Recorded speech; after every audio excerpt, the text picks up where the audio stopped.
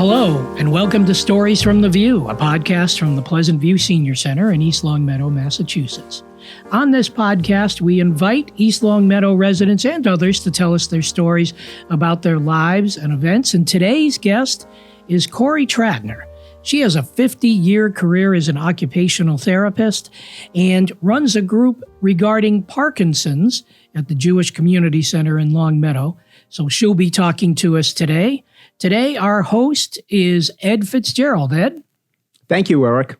Good morning, Corrie. Good morning. Thank you for having me. Oh, you're welcome. It's good that you're here. I'm glad that we get a chance to talk about Parkinson's disease and the group that you co-host. Mm-hmm. And that's where we first met. This was about a year ago. Has that been that long? Almost. I think we started the group in June. Oh, okay. June of 23. And what I'd like to do is hear, for our listeners, to hear more about the group, what the group, the purpose of the group, and how, when it takes place, when the meetings take place, who would be, the right person to attend the group. But before we get into the group, I'd like to just find out a little bit more about you and where you're from, what your profession is, and that sort of thing. Okay, well, I grew up in Pennsylvania. My freshman year of college was in Virginia. Then I moved to Boston, lived in Boston for 17 years. Then my husband and I and our family moved to Longmeadow, been here for 38 years. And I did a good chunk of my occupational therapy career here in Longmeadow. Okay. I worked at Bay State Medical Center. I worked in the Longmeadow Public Schools. I worked in the Agawam Public Schools. Worked for the Hampshire Educational Collaborative. I taught for 30 years at Springfield College in their basic master's program in occupational therapy, and they're now moving to the doctoral level. And I got my doctorate at AIC. And I retired from Springfield College just about 2 years ago. Okay. So how was it that you got involved with Parkinson's? Okay, the majority of my career was actually in mental health, but my husband was diagnosed with Parkinson's in 2015. Mm-hmm. And so for me, in a sense, it felt like a refresher course from all of my undergraduate training. And my first 5 years, I worked at Hebrew Rehab Center for the Aged, where I had a lot of people with physical disabilities, and Parkinson's was among one of them.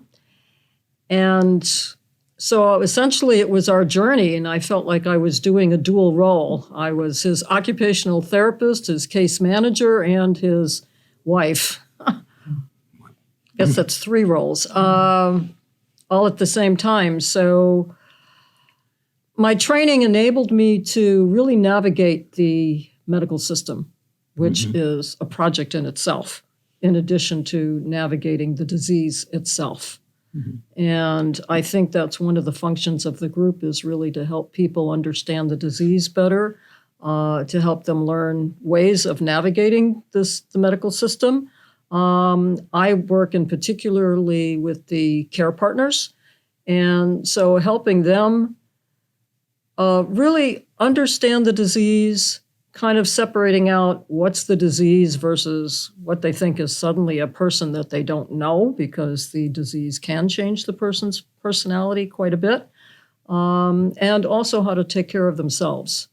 And from my personal experience, the farther along we got in the disease, the less the medical profession was able to give us support and give us ideas. It was sort of like once the medications kind of plateaued or stopped working, and the person was really becoming more and more ill and more non-functional, I guess you could say, the supports really were less. And so I felt very strongly about helping people in that position. So who should attend the support group? The support group is open to anybody with Parkinson's and their care partners. Most of the people who are attending the group right now are in the early stages of the disease, because most of them come without their care partner. They can still drive, they can still walk. Some of the people, I would say, are in the late early to early middle stage of the disease, They can still get around with a walker or a cane. The JCC is handicapped accessible, so they can get to almost every room in the building on the first floor in their wheelchair. So people even in the middle stages certainly would be able to come. And, care partners in the later stage can come as well, but the discussions have been more for the earlier people. So the group meets at the Jewish Community Center, JCC, on Yes. Converse Street. That's right. When does the group meet? It meets the first Thursday of the month from 1 to 2:30. Every month, the first Thursday of the month.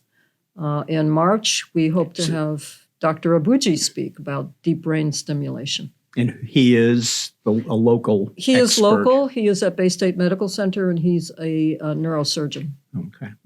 Okay. So I asked these questions about where the group meets, when it meets. I actually know those answers because I go to the group. Right. We're very happy to have you. So, too. Yes. But I go to the group. My brother was diagnosed with Parkinson's December a year ago. Okay, so just a little over a year. And I wanted to know more about and what I could do to help him. Now, he is up in Portland, Maine, so it's not a day-to-day connection that I have to him. But there are some things that I've learned in the group that I've been able to pass along to him. And he has not embraced the idea of being part of a group. His care partner has not. His wife is his care partner. And I was hoping that by me going to a group and sharing information, that maybe that would get him and her to do it. So I found it useful. One of the things that I found particularly good about the group is the meeting itself is an hour and a half, but halfway through the meeting, we break into two separate groups, so care partners and those with Parkinson's. Right. And I think that there's a good amount of information that's shared by you and your co-host, who, by the way, your co-host is Liz Martin. Liz Martin. Liz Okay. Martin. She's a speech therapist. A speech therapist. Yeah. Okay. And so I think there's a good amount of information that is shared. So I think it's worthwhile, I guess, is what I'm saying. Yeah. Oh, great. A good Wonderful. group. Yes. And I think one of the recent things that you did, which is very good, is set up the Google Groups connection, Right. where between meetings, people can share information via email that gets broadcast to everyone else in the group. So to keep that connection going. Right. I think that's very helpful. Actually, I'm still kind of learning it because Liz is much more computer savvy than I am. And I think the people right now are very interested in a lot of tips and tricks that various people have found to be helpful in caring for their loved one. We have a saying that you see one person with Parkinson's, that's one person with Parkinson's. There's a very large variance in the symptomatology of the disease and the way it plays out. Some people can live quite a long time, depending on when they were diagnosed, and also how much they are willing and active and willing to engage in a lot of exercise, can really stay very functional for a very, very long time. May I ask, since you mentioned it, could you talk a little bit about the symptomology in case there are listeners who are not familiar with the disease? Okay, sure.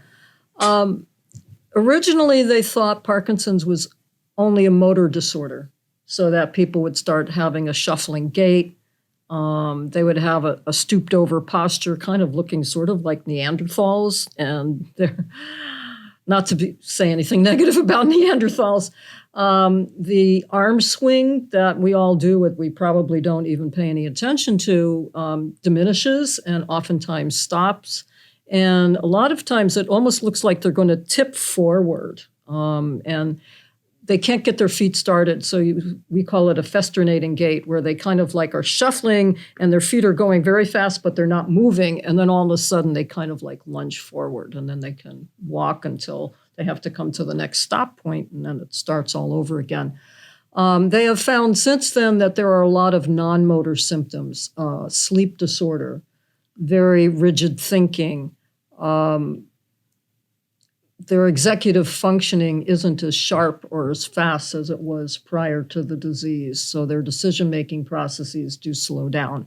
Those are probably the main ones that people will see. And also there are behavioral changes. Now, some people, not everyone, gets hallucinations. They start seeing things that they know aren't there. And of course, in the beginning, it's very frightening because they might see children or animals in particular in their living room that they know cognitively, they're just not there. Some people have delusions, which is difficulties with their thoughts. They believe things that are not true. And that often causes a lot of dissension between the care partner and the person who's ill. It could be a husband and wife. It could be two partners. It could be anybody. Because they really believe this false belief. And of course, the other person is arguing with them saying, it's just not true. And they get very stuck in that pattern. Not everybody has that. So I don't want people, the listeners, to think that, oh my God, this is, because it may not.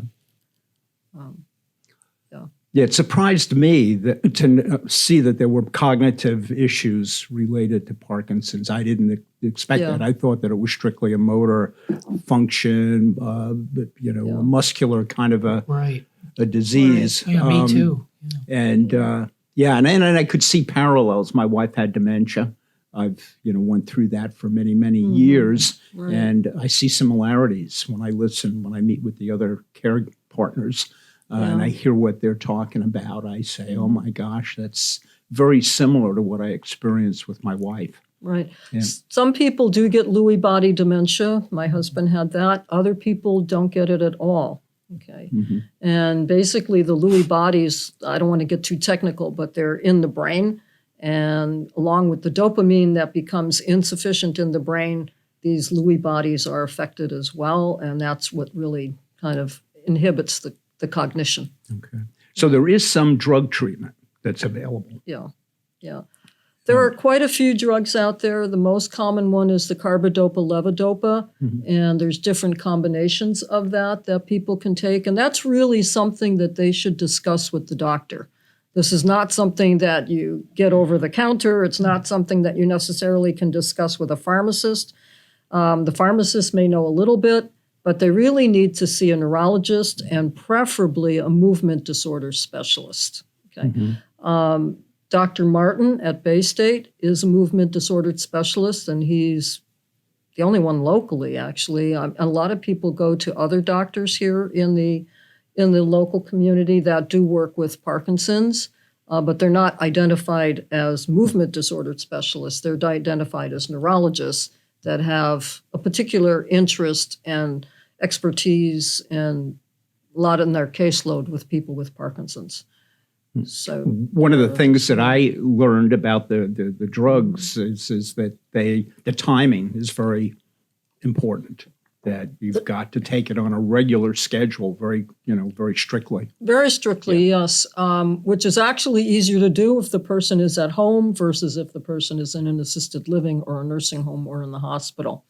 So when people go to the hospital, you can get in touch with the Parkinson's Foundation to get, it used to be called an Aware and Care Kit. Now I think it's called a hospital guide. It just changed in January.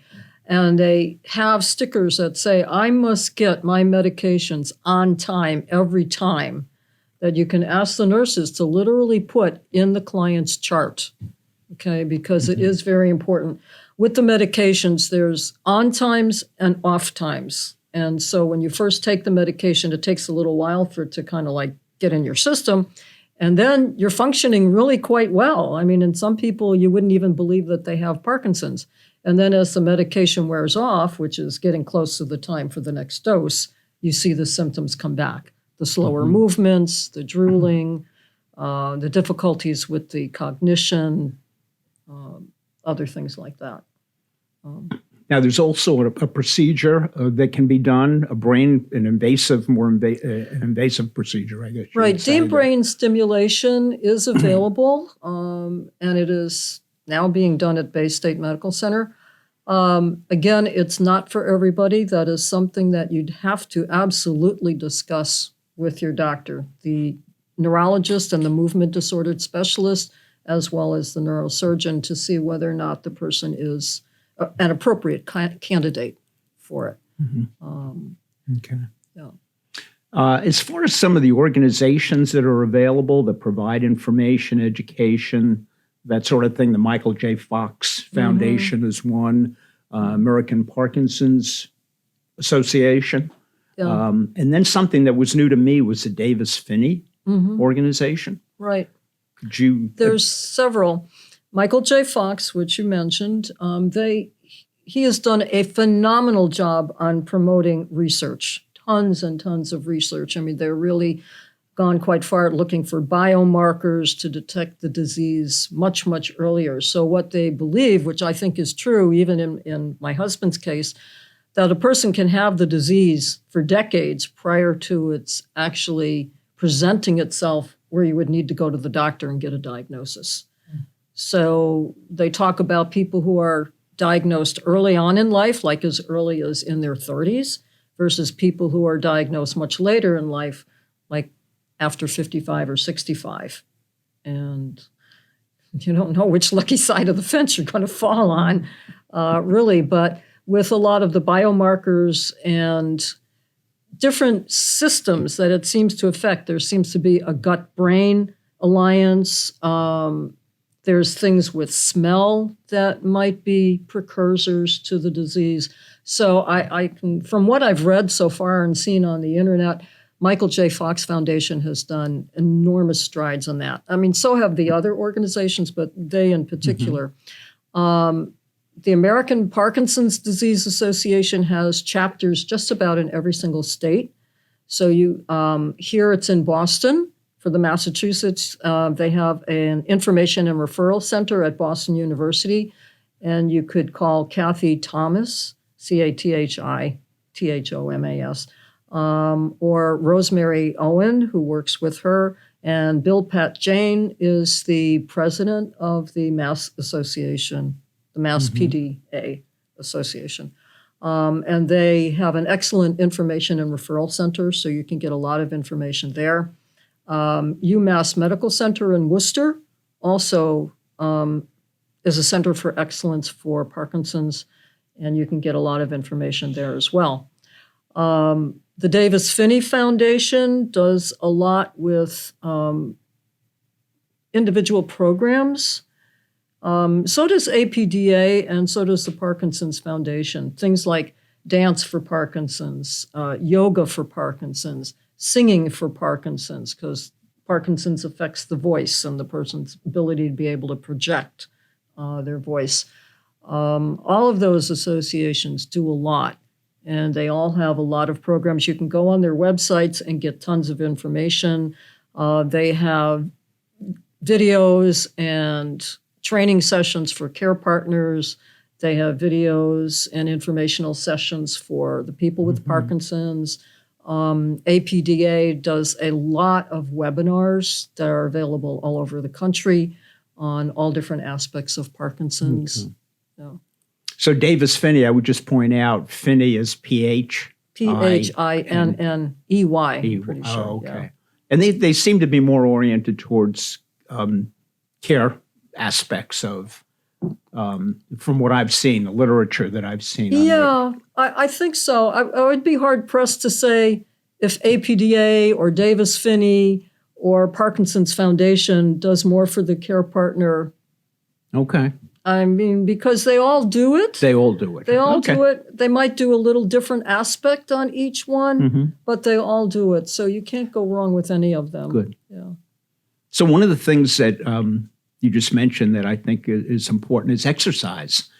I mean, in the support group, I hear frequently people talking about the exercises that they do. And I know with my brother, he got into something called rock steady boxing, which is, it never occurred to me that would be something that would be of benefit. But he's found that it's helped him quite a bit. Right. Rock Steady Boxing is a particular program that was designed for people with Parkinson's, and it does a lot with balance and quicker movements because everything slows down with Parkinson's. And so you're trying to get the person to balance and using both sides of the body. So you're kind of rocking back and forth between the left side and the right side and balancing on your feet while you're hitting the punching bags and the big bolsters with your arms. So that's very, very good for people with Parkinson's.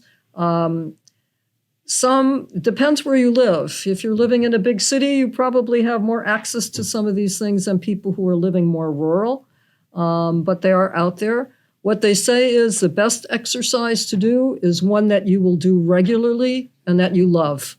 By regularly, I mean at least 3 times a week for a good 30 to 40 minutes or so.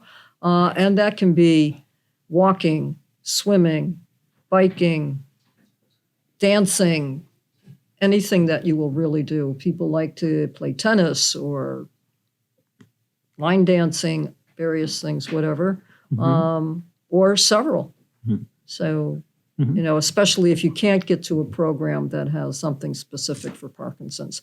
The Jewish Community Center does have 2 exercise groups per week for people with Parkinson's. They're on Monday and Friday from 12 to about 12:45. And that's open to anybody who wants to come. And so now if someone wants to attend the support group meeting, what should they do? How would they? They can contact me. You can email me at C for Corrie, S for Sheila, and then my last name, which is Trattner, Trattner, @gmail.com. And be sure to put in Springfield Parkinson Support Group in the subject line. Because if I don't recognize your name, I'll think it's spam and I'll just delete it. So make sure to put Springfield Parkinson Support Group in the subject line. And maybe you can just say your email address again. Sure. C for Corrie, S for Sheila, Trattner, Trattner, @gmail.com. Okay, so if someone's interested, they should get in touch with you first via email, and then you can, Yep. That sounds Absolutely. good. And the group, again, it meets when and where? It meets the first Thursday of the month at the Jewish Community Center, which is right on the Springfield Longmeadow line. It's on the corner of Converse and Dickinson Street in Longmeadow from 1 to 2:30. Good. Right. First Thursday of the month. Good. You were saying that people might be a little hesitant to maybe want to attend a support group. Could you just talk a little bit about what happens in the group? Sure. We meet as a large group first. Right now, we get approximately 18 to 25 people in that ballpark, which is lovely. So the first half hour is announcements and check-in, and if anybody has any specific topic that they want to bring up. And after about the first maybe 20 to 30 minutes, we take a little break, and the people with Parkinson's stay in the room that we started in, which is usually the auditorium, and the people that are the care partners come with me to a separate room off the lobby. And a lot of times what we've found is that the people with Parkinson's are afraid to talk about something because they don't want to upset their care partner. And the same on the other side. The care partner doesn't want to talk about certain things because they don't want to upset the person who has Parkinson's. So that's why we split into 2 smaller groups. And we pretty much talk about whatever topics that seem to come up. That's what we've been doing lately. The group did ask for talking about tips and tricks for the next session, so that's what we're going to do. What I have found for the care partners in particular is that they need 2 or 3 things. One is they need information about the disease. I mean, none of us are born knowing about Parkinson's, so they need information about the disease. Another thing that they really need is support from each other to realize this is not only happening in my house. I'm not crazy. This is not my imagination. This is really going on. This is really happening to more than one person than me. And I want to find out how other people are managing it and if I'm on the right track. And the third thing that they really need is relief for themselves. I know for myself as well, you get so involved and wrapped up in taking care of this person whose needs are only going to get more, that it's very difficult to take time out for yourself. And the American society is very independent, and so we have a hard time asking for help. And a lot of times, especially if you don't have family nearby, it's really difficult to ask for help. And care partners need to be able to be okay with that and know that it's okay, and have somewhat of a support system so that they can get out and go grocery shopping, so they can get out and have a cup of tea with a friend, so they can go for a walk, so they can take a nap, anything. Sure. Yeah. Yeah. No, I would recommend that anyone who's thinking about it, just give it a try. Go to the support group, see what it's like. I know I went through that with my wife's dementia, where I was very hesitant to go to a support group. It took a while before I finally did. And I tried one group, it just didn't work out. I tried another group, it did work out, and made a tremendous difference for me.